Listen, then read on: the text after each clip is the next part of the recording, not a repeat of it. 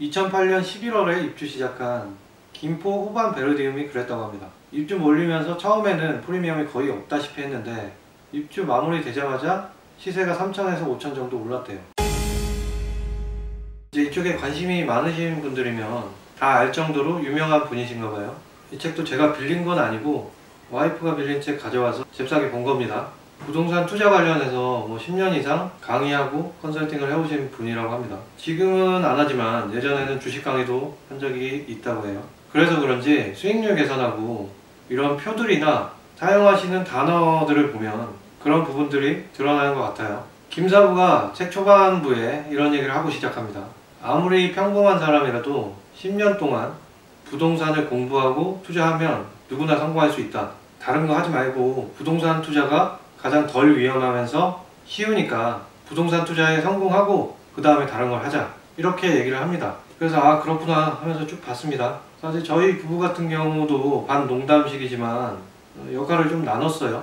내가 주식 담당, 와이프가 부동산 담당, 이렇게 나누고 나니까 부동산도 내가 직접 공부해야지, 이런 엄두를 사실 그동안 못 냈습니다. 근데 이 책을 보니까 이제는 좀 더 적극적으로 부동산 투자 공부도 하고 매물도 찾아보고 해야 되겠구나, 그런 생각을 하게 됐어요. 제가 그렇게 만들었다는 걸 보면 좋은 책인 거죠.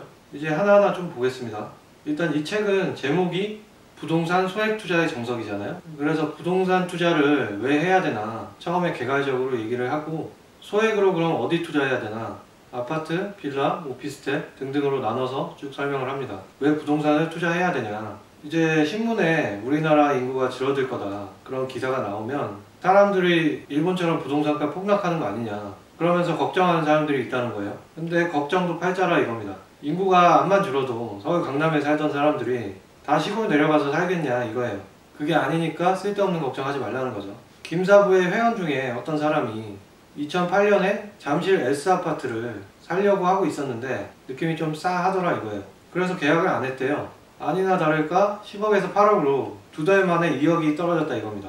근데 그 회원하고 최근에 얘기를 해보니까 그 뒤에도 안 샀다는 거예요. 그랬는데 지금 잠실 S84가 18억을 한다고 합니다. 그러면 도대체 그때 2억 떨어질 거 맞춰가지고 계약 안 해서 지금도 그 집 없는 사람이 승자냐, 아니면 그때 그냥 10억 11억 신고가에 사서 지금 23억짜리 집 갖고 있는 사람이 승자냐. 그래서 가격이 떨어지는 것만이 리스크가 아니라 오르는데 못 올라타는 것도 리스크라 이겁니다. 다른 회원은 2007년도에 대출 끼고 용인의 대형 아파트를 샀다고 해요. 김사부는 말렸는데 그냥 샀습니다. 그러고 집값이 쭉 빠지고 대형 평수라서 더 폭락했다는 거죠. 11년이 지나고 2018년에 결국 3억을 차익보고 팔았답니다. 근데 이걸 어떻게 버텼냐. 버틸 수 있는 현금 흐름이 있냐 없냐가 중요하다 이겁니다. 현금 흐름이 없으면은 그걸 못 버티고 팔겠죠. 근데 현금 흐름이 있는 상태에서 괜찮은 부동산을 골랐다면 경제 위기가 언제 오더라도 결국에는 해피엔딩이라는 거예요. 이 사이클이 왜 만들어지냐. 만약에 경제 위기가 와서 부동산 가격이 떨어지더라도 물가가 오르면서 자재값은 오른다는 거죠. 근데 자재값이 오르면 건설사들이 아파트를 짓고 싶어도 부동산 경기가 폭망이니까 지을 수가 없는 상태가 되는 거예요. 그러면 공급이 끊깁니다. 사람들은 부동산을 안 사요. 떨이 아파트가 나와도 쳐다도 안 봅니다. 전세로 가고 전세가가 오릅니다. 그 다음에 매매가가 오르겠죠. 이 사이클이 위기 오고 나서 길어야 1년이라는 거예요. 그럼 이제 김사부가 알려주는 구체적인 투자 방법에 대한 얘기로 갑니다. 먼저 갭 투자예요. 2007년에 본인이 처음 낸 책에서 전세 레버리지 전략이라고 처음 소개를 했다고 합니다. 전세 끼고 사는 거죠. 근데 시장이 전세가율이 너무 낮거나 세입자 구하기가 어려워지는 역전세난이 벌어지는 상황이면 사실 갭 투자를 하기가 어렵잖아요. 그래서 김사부가 솔루션을 줍니다. 이게 뭐냐? 매도 전략이라는 건데요. 쉽게 얘기해서 정부 규제가 심해지거나 투자자들이 많아서 갭투를 하기 힘들 때는 갭투 들어간 다음에 2년마다 팔라는 거예요. 1년 차에 A 아파트 사고 2년 차에 B 아파트 샀다면 3년 차에는 2년 된 A 아파트 팔고 C 아파트를 새로 사는 거예요. 4년 차에는 역시 2년 된 B 아파트 팔고 D 아파트를 새로 사는 거죠. 이렇게 한 두 채 정도씩 계속 굴려가면서 경기가 바뀌길 기다리면 그때는 이제 다시 갭투 물건을 계속 늘려가는 식으로 원래의 방식으로 돌아가면 된다는 거예요. 사실 이게 아는 만큼 들릴 겁니다. 사실 저도 부동산 투자를 실제로 해본 적이 없기 때문에 아 그렇구나 그런 식으로 넘어가면서 봤습니다. 근데 이게 집값이나 전세금이 계속 올라야지 장기적으로 수익률 관리하면서 부를 키울 수 있는 방식이잖아요. 그래서 누가 묻습니다. 전세금이 계속 올라갈까요? 그럼 김사부는 얘기를 합니다. 오릅니다. 영원히 오를 거예요. 왜냐하면 통화량이 계속 늘어나서 인플레이션이 발생을 하잖아요. 일시적으로는 디플레도 오지만 장기적으로는 인플레잖아요. 그러니까 역전세난이 발생하지 않을 지역에 부동산은 사기만 하면 계속 오를 거라는 겁니다. 그 다음에 1억 이하의 소액으로 투자할 만한 부동산에 대해서 소개를 해줍니다. 먼저 아파트예요. 소액으로 가능한 건 비로열 아파트, 미분양 아파트, 입주 급매 아파트, 이 세 가지입니다. 비로열 아파트는 대표적인 게 나홀로 아파트예요. 모두 다 대단지 아파트를 원하는데 한두 개 동만 덩그러니 있는 아파트가 바로 대표적인 비로열 아파트죠. 비로열 아파트는 대단지 아파트가 5억에서 6억 오르는 동안에 잠잠해요. 근데 어느 순간이 되면 3억 5천 하던 게 4억 3천으로 오르는 거예요. 이때 공략을 해야 된다고 합니다.